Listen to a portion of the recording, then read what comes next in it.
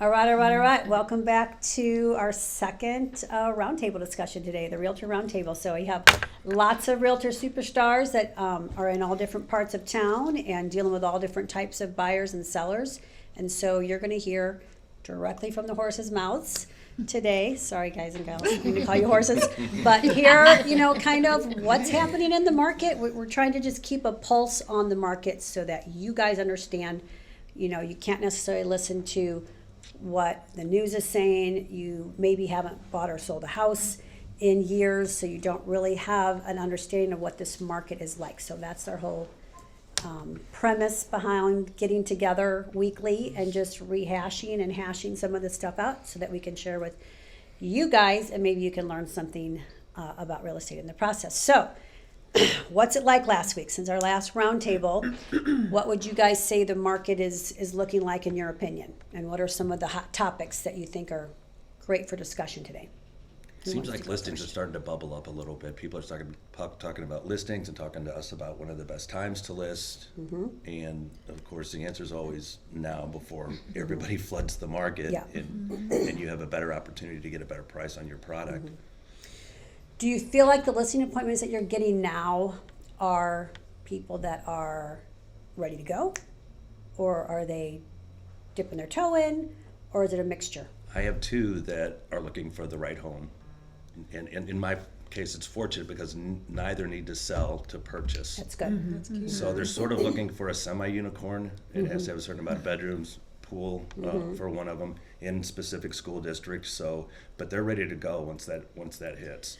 Then I can list their homes. Okay. Okay. Yeah. Anybody else? What are you Mine seeing? need to find something before they're gonna list. I was going to say that's usually the case. They are reluctant because they want to at least know what's out there before they put theirs on the market. Actually, you get that a lot. Yeah. Yes. Mine are a mix. So some empty nesters who are okay with going in cash and not selling their house. But some people who have a condo that they don't need to sell it, but then it kind of puts them in a position to look at things for a long time without pulling the trigger on anything. Pros and cons to that, right? And then from their side, I'm saying pros and cons. They want to be secure with what they're purchasing, but sometimes it might go on too long and they might miss something that they really, really want because they haven't had enough research yet. Right. And they look back and say, oh, I wish I would have bought that. And then also some where they are potentially contingent on the sale of their house, which is really tricky right now. Yep. Really tricky right now. It's been tricky for Right. 3 or 4 years. So Really. I educated my contingent buyer. If you find something that's been on the market for a couple weeks, or like trying to find inventory that's not necessarily maybe in their price point, if it's a little bit higher but it's been on the market longer, then sometimes those sellers are more apt to take a contingent offer because it's better than nothing. Right. Or calling the agent that has the listing and asking how many offers do you have, and if the answer is 1 or 2, trying to get a little more intel on those offers and seeing if you could compete in that area. Yes. But then it's going back to setting the expectation, like you said, with your buyer, because if you put the shoe on the other foot and you're this buyer and there's this house that you just fell in love with, but you got to sell your house, and then we as the agent go, we don't really want to write an offer because you don't have a chance, right? That's not going to sit well with a buyer. So you don't want to not try for them, but what you're saying is, and you set the expectation and calling the agent and go, hey, do we have, maybe we don't have a bunch of offers coming in, so because you always, it's what we don't want to do to the buyer is set you up for so much disappointment, and that house that you felt, the house, nothing ever compares again. Like that's the mindset. Not that we're not wanting to write an offer for you, not that we're not trying. It's that we've seen things happen so many times that we've got a better understanding and viewpoint of taking you too soon to do something that we know is going to just end up upsetting you in the long run, right? So I think those are the conversations that you have. And so by calling the listing agent, if there's 10 offers coming in and none of them are contingent, then it's our duty to have to tell you as a consumer that, hey, we're happy to do it, but here's your chances. So we don't want you to get your heart broken. And then for a while, every other house you look at is just never going to be. And that's our consistent conversation is managing expectations. You talked about that last week. Yep. Yeah. Yep.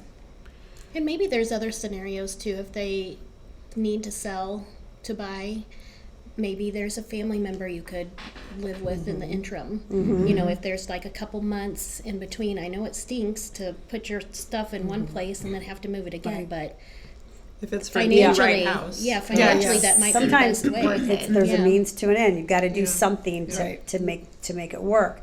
And that's what a listing appointment is all about, or a buyer consultation is all about, which is why we keep urging people to meet with us way before, not when you think you've got it all figured out, because a lot of times you don't have it all figured out. You're using, everyone's bar is their last real estate experience. So if you haven't been selling or buying in this market in the last 5 years, then your real estate experience is nothing like what it would be right now, right? So that's why we want to sit down, because a lot of times I go to an appointment and just getting the information of what are you trying to accomplish, Right. and then a lot of times the Mr. has one thing in mind and the Mrs. has another thing in mind. Almost And always. Almost always. And they haven't talked yet until you get there. They really, surprisingly, a lot of the stuff hasn't been said out loud Yeah. between the two. There's these assumptions that are being made, and one of them is there is no way I'm double moving. Like that's one party's stance, and the other party is there is no way I'm owning two properties at the same time. So then you're like, so how's that going to work? So unless we can do a contingent on a home sale and closing, one of those two scenarios isn't going to work. So that's the conversations that we're unraveling with the people. And a lot of times, once we have those conversations, then a stance starts to change, and we start seeing what's the lesser of two evils. We got to Who's willing figure to out budge?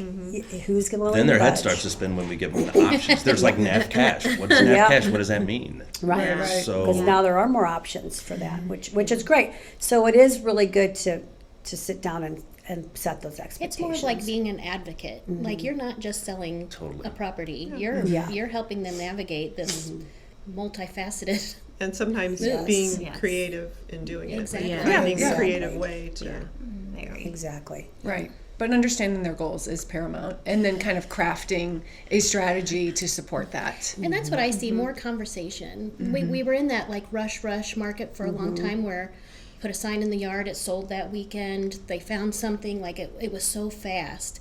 And I think we're moving towards more conversations, more knowing the goals and setting expectations, like you said, will be big. Just, having more in-depth conversations, in person. And having empathy for buyers and sellers, Oh my I think, gosh. is a really important Yeah. thing, because oftentimes I'm working with people who are both full-time workers.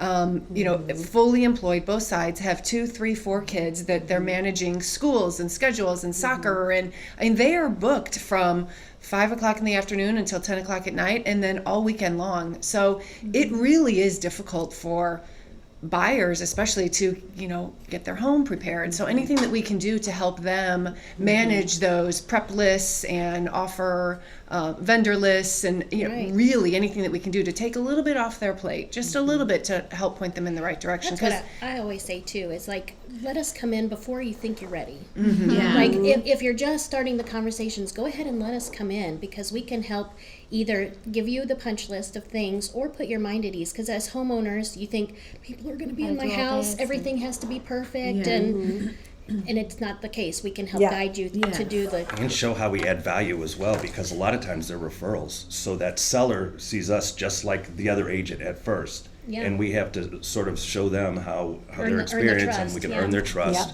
and make this a good experience for them, and sort of navigate them through the process to get their buy-in on that. And you know what happens more times than not when I go into a listing appointment and they have their list of things that they feel like they need to do to get their house ready.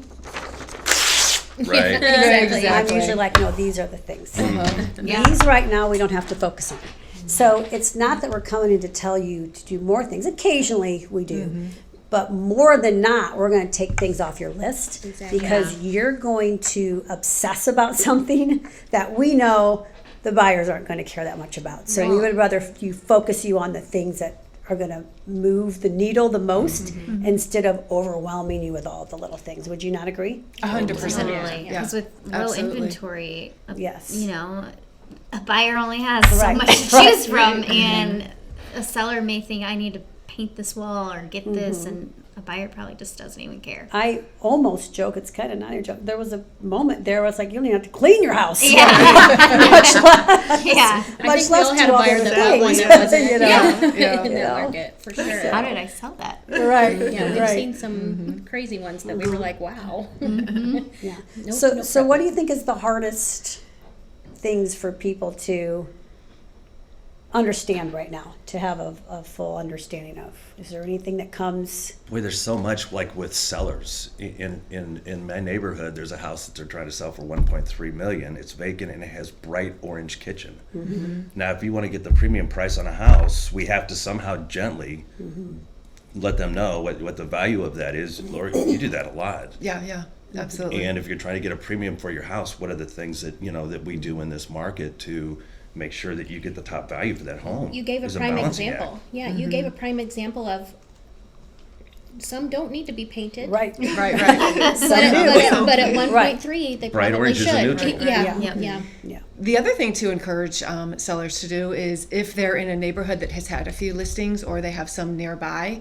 I did this with one of my listings recently. The owners had a great house. One in their neighborhood that had just sold was pristine. So and luckily it was my listing, so I was able to take them in so that they could see exactly visually what I was talking about. Here's where we are. Here's potentially where we could be.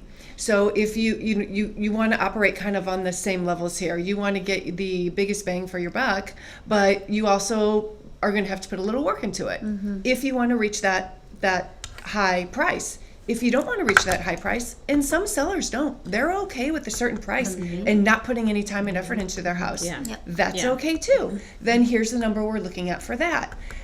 I find that you either kind of want to be here or here, but the middle ground gets messy. Yeah. You know, you kind of don't want to be halfway updated or halfway to really taking in your competition. You know, you either want to kind of leave things as they are and price it Yeah. correctly, or Go all out. exactly. Right. Take our suggestions and So go maybe- deeper with that. Why is that? Why do you think that is? Well, for me, it's because buyers are going to come in, and when they look at your house, well, first of all, they're going to make an impression the minute that they pull into your subdivision. They're already thinking, "Do I want to live in this subdivision?" They don't even. Their mulch isn't fresh here. Do I see their entrance sign is do a I little. see myself? Yeah. Yeah.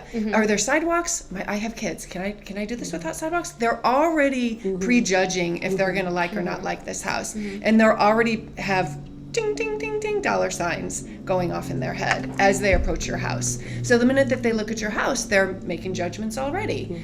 Does the outside look nice? Generally, the outside is a pretty good reflection of the inside in most cases. So they're judging already. They open the front door and they're going to sit in their head, "Oh, I love that. I would redo that." Okay, then redo or update, or we can change that, means money. So they may initially really love everything, but the minute they get in that car and drive away, it's almost like reality sets Calculator in. comes out. The calculator comes out. Yeah. Exactly. I love that. I'd love to piggyback on that. The house that I was speaking of dropped the price of their home in 30 days, $150,000. You know what kind of staging and painting and beautifications you could have done to that house Yeah. True. for so much less than that. Yeah. That's what I was Yeah. going to say about the front, when you walk to the front door. A lot of sellers don't even think of making their front door presentable because they That's just go huge. in and out The through porch. the garage. Right. Yeah, Yeah. They don't the whole see it, porch. you know? Yeah, Yeah. many times I'll go up to the lockbox and there's cobwebs, and I'm like, oh, their listing agent should have told them. Yeah. Yeah. That's Yeah. actually in And- my listing appointment too. And there is a time and a place to have a seller do something, right? Correct. There's a time to have you do something. But I think what you were getting at is there's also certain houses that it's in a condition that there is a lot of things that need to be done. So freshly painting 1 or 2 rooms or replacing, some carpet somewhere in that situation, or me like painting the cabinets of an old house that's got a really outdated kitchen, Right. you're probably throwing good money after bad because they're going to rip the cabinets out. Like, Right. Yeah. That's Right, those are exactly. the kind of choices that I think 100%. we're So if you price it talking right, about. then you leave room for a buyer to come in, correct. make all the changes they want, and it's still Right, Yeah. because there are many, many times that we are going to suggest you paint some rooms, that we are going to suggest, that cabinet might be refreshed because the rest of the house is good, and if we just do these couple extra things, we could stretch it a little bit more. But then there's some that are just so far that it's like the whole house needs updating. That's when it is our expertise and our strategy to go, I don't know that it's going to pay for you to do X, Y, or Z. Right. When the buyer's going to walk in and see this as pretty much a complete redo. So everything that you're doing now is going to be ripped back out anyway. And you don't want them looking for things. We had the house in Bainbridge we listed last year. They had the voice camera on the front. Everybody said, oh my gosh, look at this front door, look at this front door. Then what did they start doing? They start looking for things instead of enjoying the beauty Correct. of the home and the neighborhood. Yeah. Yes. And it's a problem. It can be a problem. Yeah. Yeah. Yeah. Well, Tight- I've always, Tight lips. yeah, and I've always Knowing. taught, Right. try to teach sellers that buyers' mindsets when they come in and see a house that hasn't been maintained. Because that's what paint and fresh carpet and things like that can do. It can take an Sure. age off of the house and make it look fresher. Because something that looks beat up or dirty is not felt to be maintained. And if your house is not maintained when it's in a beauty pageant, so if you don't put makeup on to go walk down the runway at a beauty pageant, then that's when you're supposed to look your best. What do you look like when you're not at a beauty pageant, right? So what's Sends a under the message. hood? It does. It sends a message that, gosh, you've got your home on the market and it looks like this.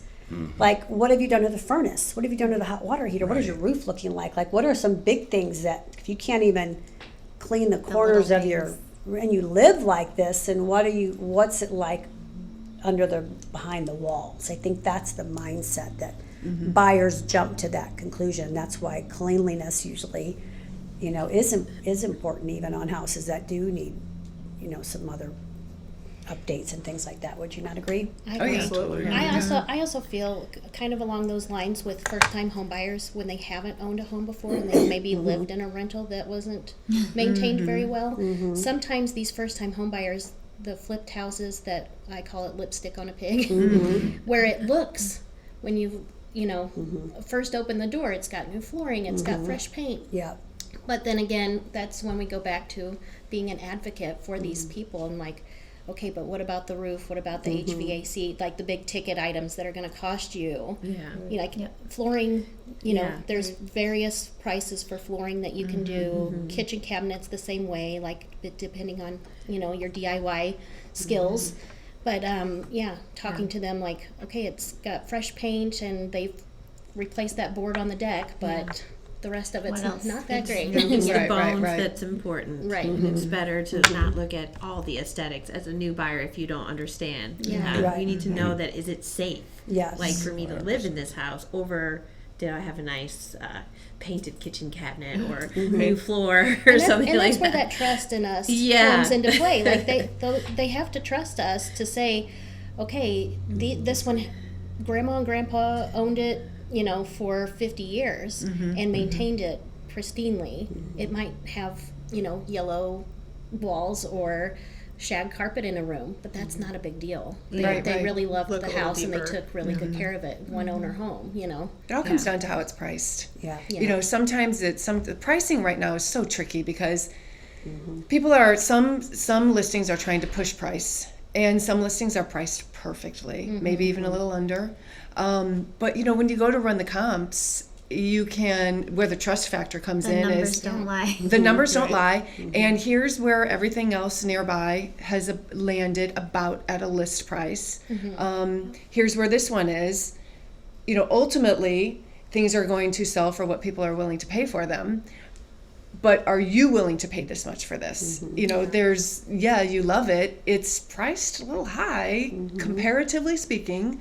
Are these updates worth it to you? That's you really know? hard with sellers too, because when the market was a little hotter, their neighbor 2 doors down had multiple offers and went way over. Right. And so it's a hard conversation with those sellers to say, hey, that was a different market. We're maybe not going to have that kind of frenzy. And it's heartbreaking for them. Yeah. They're like, ugh, you know. Have you guys had any appraisals come in low lately? I have yet. a loan commitment tomorrow, and I'm bad topic. It will. It will. Good juju, good juju. So talk about that. So what happens when an appraisal gets done on a house that's been an escalated price? What's been your experience?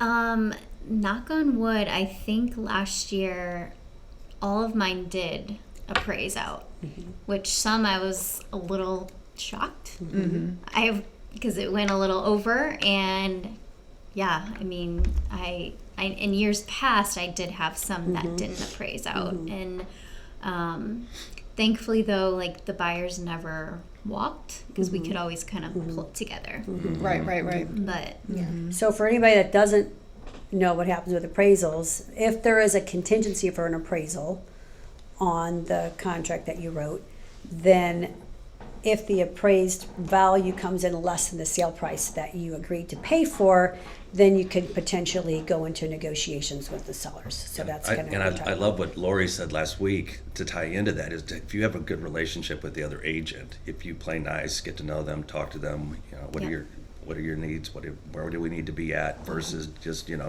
the hammer, hard no type thing. That makes a huge difference. for sure. Yeah, getting to know the other side. But yeah, appraisals are tricky business right now. Yes, they are. It's generally one of the things that when I have a new, actually I talk on both sides of this, because the sellers have to understand what contracts are going to be coming in at a very rapid pace. It could be a multiple offer situation. So there's generally 5 topics that I really like to kind of zone in on when I'm either in a listing appointment or meeting with buyers for the first time.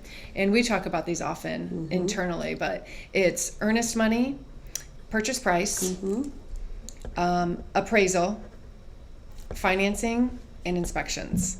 What am I missing? Title. I think I got Final all of them. walkthrough. Title is a surveying. contingency, but it's one that I don't necessarily talk about Yeah. up front. But those first few, I Yeah. mean, they're right in order on the sales contract. Escalation. Escalation, Escalation, yes, yeah. escalation. So, like, I just feel like, and it's a little bit over the course of a few meetings, but generally speaking, It's a lot. It It's is a lot to It's a absorb lot, for yeah. somebody that, I bring him That's up in not my the listing industry. appointments and say, you know, when we get to this point, just remember, I'm going to bring this back up. But I Yes. like to kind of throw everything Yeah. out there at first. So then when it does happen, they'll be like, okay, I kind Yeah. of remember her saying this. yeah. But because I talk I'm about the same way. I'm like, I'm going to vomit a lot of information on Yeah. you, and you're only going to retain a piece of it, but they're going to come back and spoon feed you Yep. Right.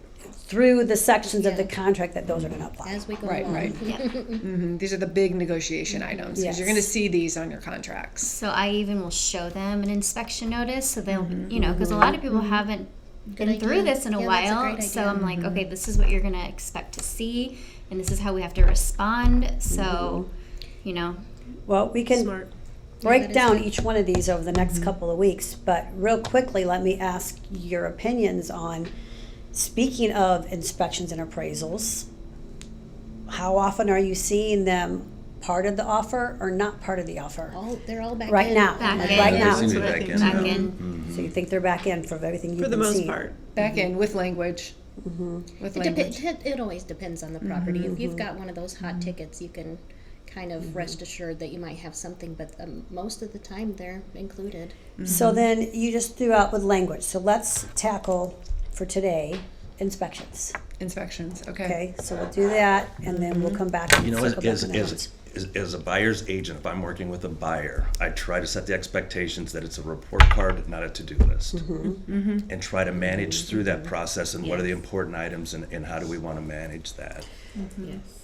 And saying what we were talking about earlier about having empathy. So from me being in the business as long as I have and going through some other markets that, you know, were soft or crazy, or buyer's market, seller's market, I've been through it all. I think that empathy needle changes. When you're in a really balanced market, it's a lot easier for everybody to be empathetic with each other. When it's a severe swing to one way or the other side that feels like they're getting kicked in the teeth, don't have a lot of empathy. A lot more people. emotion involved. Yes. It's very, very true. Yes. Very true. So that's where, when we can get into inspections now, we see that sometimes seethe out in the inspection phase. So in a seller's market, an extreme seller's market like we've been experiencing, the buyer's revenge, I guess, or where they feel like they can take back sometimes a little control, was during the inspection period. So they're going to rake it over the coals and feel like they're paying $50,000 over list. They should be able to have that house rebuilt. Gosh dang it. You know? So I think that threw us into the extreme of the high prices, and also the extreme of, because people are willing to pay high prices, certain people started waiving or putting the language around inspections. That's when we're ushering into that conversation. So I'll let you take it from there on tell the world what's happening with inspections, or what was happening and where we are now, and where we think we're going to be again, probably, as the market heats up. Oh, I mean, last year, this time, and the year before, I was seeing a lot of special sale contracts where on a special sale contract, there is no inspection language. It's removed. So if you want to have it, you need to attach an inspection rider to it. So not only is there not language that says you get to negotiate, you don't get to do one. Correct. Period. You're including occupancy in you're city. skipping the inspection entirely. Right, 100%. It's just not on the contract. It's usually used for as-is properties, or people are going and they understand what they're buying and they're signing off and taking it as is. Well, they got popular because of all the competition, and agents were starting to use them to purchase normal residential sales. So that was that government exactly inspection language is out of it as well. So the seller responsibility of municipals is out of it also. So that was appealing. Yeah, sprinkler systems, everything gone. So, but just this year now, people are doing the regular sale contracts, and what I've seen recently is that if you're doing inspection language, the typical inspection language that I see is, well, first of all, there are 3 things that you can do on a contract during the inspection period after you have the inspections done. You can terminate the contract, you can accept it as it is, or you can resolve any items. So those are your 3 choices, always. So what agents are putting on their buyers' contracts is, we intend to do inspections for Informational purposes only. Okay. What does that even mean? Right? We're going to do the inspection, but we're not going to come back and ask for anything to be changed. However, they keep their exactly, but they keep their termination clause in there. So, as Kathy likes to say, and sometimes they keep the negotiation part in there too. They just write in special agreements for informational purposes. Right. Or so now you've got contradictions in the contract. Exactly. Or they'll sneak in the covenants on there that is, and that's another 10 days to walk away. So they're acting like they're not going to walk away from inspections, but then they got this sneaky back door built into it. So go back to your line of thinking. Right. So my line of thinking is, okay, so you can go ahead and do inspections for information only, which I know if something big comes up, you're going to come back and try and negotiate it. The information was, I don't want this house. Exactly. The information was, I'm terminating. Yes. So they can come back and terminate. Basically, as Kathy likes to say, for the price of an inspection, you can terminate your contract, because all you have to do is say, here's the inspection, and we're out.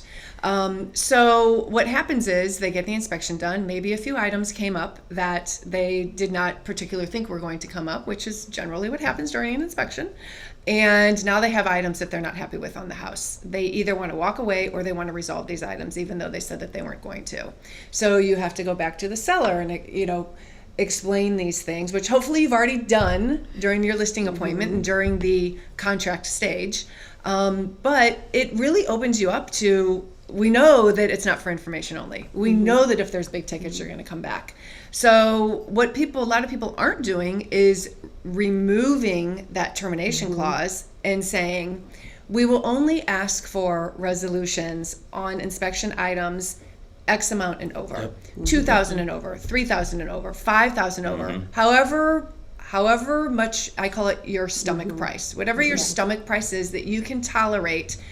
Now that means if you have an HVAC that is, let's say your bust price is $5,000 for each inspection item. If you have an AC that's going to cost $3,700 to fix, it's going to cost $3,700 to fix. According to the terms of this contract, we can't negotiate it. If you have a roof that has a leak on it for $5,600, okay, now we can negotiate that. If you have some plumbing that needs to be fixed for $2,800, that's not over the $500. So you can see these $2,000 and $3,000 and $1,000 adding up. That's So the what other you're conversation. saying is your language that you're putting in is saying we're going to do inspections, but we're going to limit our negotiation section of the contract to only items that, so we call it putting parameters around what you can ask for. Correct. So you're putting some parameters, and everybody has different parameters for what you ask for. So Correct. go back. But then you have to understand in reality what those parameters are. So you might have several items that could potentially cost you tens of thousands of dollars to fix that don't meet that parameter. Right. So if you've already paid over purchase price, tens of thousands of dollars, and now you have a bunch of inspection items that could potentially, in some cases, be thousands of dollars, maybe one or two that you could resolve, you can start to see where the buyers are getting really frustrated. And it really is the conversation up front. You have to have that conversation. But when you attach that and then you have to attach your inspection notice with your inspection report. You have to show them these items that you're considering. Also, preemptively, I talk about the items that we're not considering. Hey, these 10 items came up that's going to cost them a total of $28,000. We're leaving those alone, but we would like to negotiate these 2 or 3. So again, managing expectations on both sides. Yeah, and we're still trying to, like, let's be honest, even the language of parameters around things has some gray area in it because you're saying we're not going to ask for anything that's less than $2,000. Well, who deems what it's worth? Exactly. Like that's the other thing. Right. So Yeah. it sounds good and it's getting us in the right direction. And so far we haven't had that blow up in our face yet. Mark my words, somebody will challenge something one of these days. So it is being creative and strategic with your language too, and being detailed with that language instead of just being too general about it, because somebody is going to push back on some of that stuff. And that's again where the expertise of agents that are seeing it, not only what we're writing, but when we get offers on our stuff and we see other people's stuff, we're like, ooh, I like that. I'm going to make that part of my language, and we get better and better and better every single time we write an offer on something or receive an offer on something, because there's a lot of smart people out there that are bringing their best to the table that makes us better. You as a homeowner that hasn't sold a house in 10 years, you're trying to FSBO in this market. I think it sounds like it's a great idea because it's easy to sell a house right now. But I'm telling you, you're leaving money on the table by doing that because you haven't been experiencing the strategies that we've had to live through daily as we lost the offer on something or that type of thing. It's been years of honing the expertise to really do the best for our clients. I think. Even the owner of FSBO.com actually sold his house. Yeah. with an That's agent. right. That's right. Imagine that. Imagine that. One thing I like to do is send over the full as a buyer's agent, to send over the whole report. So a seller has no idea what we're going to ask for. So they may think, oh my gosh, like, what are they going to ask for? But then when we only send over, You're one you of mean those ooh. guys. You send it before your inspection notice. Okay. just like maybe like a couple hours or like the night before, just so they have it They can digest it a and they little can bit, read yeah. it versus just getting our list. I will tell you, as a listing agent, I would not open that. I wouldn't. I wouldn't open it because once you see it, then you Yeah. have to disclose Yeah. your findings. Yeah. So I would But I bet you most do. Yeah, just Most don't do. open it if you're a listing agent. Yeah. So That anything can go else both about ways. the inspection language? Any other tricky?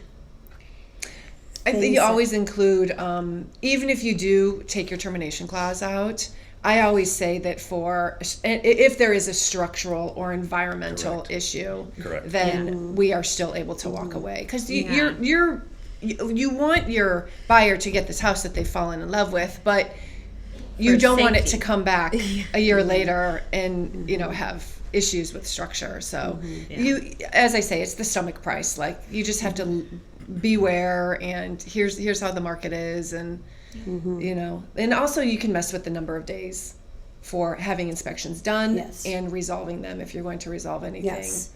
So I don't remember if we talked about it last time or not, but another tip right now in this market, with instead of waiving inspections, might be to get friendly with your building inspector, and when a hot house comes on the market, have them go with you. Obviously, you can't afford to take them on 50 different showings, but if you know, like, this is the neighborhood I want, this is the house I want, I've been stalking it, like, this is an area I really want to fight to get this house, not a bad idea to pay your inspector a few $100 to go with you on that showing, right? Because then you might be more comfortable with changing your inspection parameters or even waiving it in general. So that's Right. a little A tip. walk and talk. A walk and talk. So the inspector comes and goes with you through the house and looks at, like, the big things. They're not going to take the oven out from behind the Which makes us feel better as Yeah. agents, right? We don't like advising buyers to waive their inspections, Right.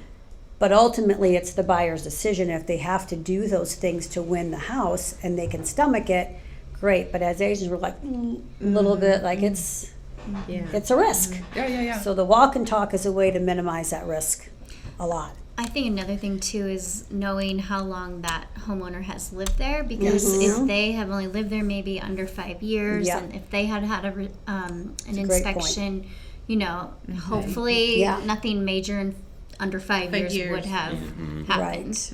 Exactly. Foundation issues probably would have been known at the time they sold, or roof condition. And okay, one last little quick thing under the inspection. Let's talk about what happens with HVAC systems when you go through these inspections. I think that's one of the big ones that people struggle with, roofs and HVAC systems, because they're big ticket items. But they're working, But they're in so- working conditions. So you go into a house, there are seller's disclosures 99% of the time. The seller's disclosures say when approximately a roof's been replaced, or if there's been some replacements of units and those type of things. It's known when you walk into that house that unit is 18 years old and that roof might be 15 years old or 20 years old. Like, you know that when you're walking through. But yet, time after time after time, when it comes down to the inspections and the buyers see in writing, unit is at the end of its useful life and currently working, but it's at the end of its useful lifespan. Like, those are the words that freak buyers out. Would you I agree. not agree? And yet they're on Dollar every signs. inspection But they're on report. every And inspection the other report. cringy part is there's some agents that advise their buyers, a home warranty. Just get a home warranty. Yes, yes. Yes. And we all know that that's It's not Had the same necessarily- situation last year with the roof, and they said, we want a new roof. We want a new roof. It's toward the end of its useful life, as you stated, and so we had a roofer come in and give an opinion on the age of the roof, and it had 5-ish years left of life. Right. So we presented that, and then the HVA unit type thing, and then we negotiated a home warranty on that to sort of solve that. Had to put a little money toward it also as well, but you're going to see it a lot. Yeah, it's all a negotiation. Right. Yeah. And the thing that you want to coach your buyers on, if the roof is at the end of its life, getting a roof during home ownership is kind of a given. Especially in Missouri, you're probably going to have to replace your roof, but set their expectations. If it is at the end of its life, your insurance might have that difference in payout for a roof because of its age. depreciation. Yeah, so maybe negotiate that as, okay, you don't have to replace the whole roof, Mr. Seller, but maybe some sort of concession towards their future having to get one pretty soon. So buyers, we try to educate them of, like, think about if you were the seller and you didn't say, I'm selling a house for $380,000 that has a brand new roof and brand new HVAC. You're saying, I'm selling a house for $380,000 with an 18-year-old unit and a 15-year-old roof. here's the doors, everybody. Who wants to give me an offer? And then people give us offers, and then the buyer comes in and says, I want a whole new HVAC and I want the roof replaced. What is the seller? How's the reaction going to be from the seller, right? And then people get so emotional behind those two items because they're such big ticket items. Sure. That's why comps are really important too, because if your neighbor does have the updated kitchen, the new roof, the HVAC was just replaced, those are value items Right. that yours doesn't have. A lot of times you can't tell that from the can't listing, tell. though. You Right. tell all the time. Which I have noticed we've gotten more calls from agents that either it wasn't, they're either a listing appointment that they're going on and they just wanted to kind of gauge how the house 2 doors down that we sold went, or I'm noticing more calls, agents communicating with each other more on, because who knows what Yeah. happened. It could have had 16 offers, it could Yeah. have had 3, Sure. so, and then also the upgrades too. Sure. Yeah. I almost think it's better in this type of market as the listing agent to kind of note, hey, we've priced this accordingly to the age of some of the units. Like, we're not hiding anything. There's nothing wrong with that. 100%. The HVAC's in working conditions, been working fine for my people for 18 years. It could work for another 10 years. For all you know, some of them Right. last a really long time. The Some older of them ones are do. 3 years old and go out. Yeah. Right? So I think it's not a bad thing to reemphasize. Don't come back and hit me Right. Right. for something that we've never said we had, because the argument for that, sometimes we have to point this out to our own buyers, is had it had a new HVAC system and had it had a brand new roof, the price might not have been $380. Right. Right. We may have asked $400 because they had wish- those things. We have the age of the roof on the seller's disclosure. I wish we had the age of the HVAC. I always It put it in does special say that. comments. You At know? the That's end. what I'm saying. As Yeah. a seller, you might want to And go the ahead and MLS. give a little bit of extra information. So, Yeah, if it's newer, I do too. Yeah, if it's yeah. right. I even do it on the older ones, because then it really, because you Setting expectation. have included that in your price, your Right. your educated price, the best that you can, and it is a conversation. And if you put the unit, the year, a lot of time homeowners don't even know the year of their HVACs Right. and their water heaters, so Right. you That's what I have was to gonna go say. down and figure it out. The other thing too is when you do get the inspections, you have to pay attention. I always have them do a gas inspection, and my buyers never balk at that. So you have the building inspection, which is everything, which is a little bit looked at, but it doesn't go down the rabbit hole on the HVAC. But in the gas inspection, it does. It goes through each More unit and tells detail. you what year they are, what the detail is, and kind of if they really feel like you should get it serviced. But it doesn't give you an estimate or diagnose really what's wrong. So once you get that report back, then you have to pivot and instantly get a HVAC service out there to give you an estimate on exactly how much everything is going to cost, to what diagnose the problem and propose the solution in writing. Then you have something to work with. But with just the inspection notice and the HVAC, the gas inspection, it doesn't give you enough information to really negotiate. You still need to get more estimates. Right. So I think that buyers and sellers have to understand that, yes, these are notes from the inspection, but then you have to go back and actually get people out there to give you estimates on how to fix everything. And that's why when you change that inspection language from an automatic 10 days to maybe a 3 or a 5 day Reservation period, period. especially if you've done this on the weekends, your Saturday and Sunday is gobbled up. Heaven forbid there's a holiday in there. So that's 3 of your 5 days gone. You have 2 days to get an inspector out there and get a professional out there to estimate anything. It is. And let me throw one more wrench in that, but before we close, is it considered more inspections after the fact that window is closed too? So if you as a buyer, as I've had that argument before, if you as a buyer go, hey, my building inspector checked out the HVAC, but the HVAC comments say, see an HVAC specialist for more blah, blah, blah, blah, and then we go ahead and make our request to have the seller have an HVAC, blah, blah, blah, or can I send in a guy for a bid? Now you're kind of in a gray area of, hey, my window to do inspections was 8 days. And then I asked for these repairs now, so I'm in the second part of the contract. And that resolution. window of doing inspections is closed. So am I gonna hit a buyer that's gonna, I mean, a seller that's gonna come back and go, hey, you should have done that. That's on you. I'm not paying an HVAC guy to come out here. You should have paid an HVAC guy to come out here. I typically bring that to their attention. Say, look, we're really doing their job for them. They Right. had the 10 days to do the inspection. However, we've been on the market for 35 days. If Right. this is going to be a difference maker And- between and us, not it's a few everybody's bucks, gonna and push it's a- back on and it. if it's a Right. few, if it's a But few bucks, somebody They will. can. They They will. can. They They will. can. Can't. Yeah. So you just got to think about those things because that language is very specific. I would say the inspection language is some of the most, the inspection and the finance is some of the most misunderstood language in the entire sales contract, even within our industry between agents. Would you not say that? Oh, absolutely. For sure. Absolutely. But if you have that agent that gives you that report on day 9 or day 10 and says, I want a roof replaced, they're past their inspection period at that point. So Yeah. that's again managing expectations with your And seller. sometimes we just have to work with each other to keep For sure. to keep the deal moving forward because the building inspection phase is one of the most tricky. It's loaded with language that can catch you up, and it's the most emotional part besides competing for the price, right? It's the most emotional part of the sales contract, and so everyone needs to be focused on ultimately getting to the end common goal. Yeah, the common Yeah. goal. Yep. Absolutely. Absolutely. Which is so important when you kind of get that feel for the other agent, how they're going to operate the deal, you know? And the other, sometimes you can get the feel for the other buyer or seller because we've all run across multiple times. You have people that are just trying to ultimately get their goal, and you have people that have to win.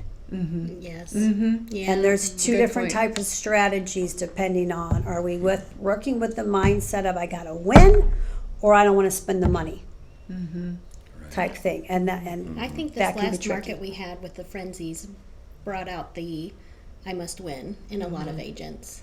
I think a lot of them are and the consumer. And they look for the loopholes in the contract. Like you have to be very careful, especially with multiple offers, because you're helping guide them, and you want to make sure that you're combing through those with a fine-tooth comb to make sure you're not missing something of one that, like, okay, because they usually say, okay, you tell me which one's the best offer. Right. Yeah. You know, which one has the best language.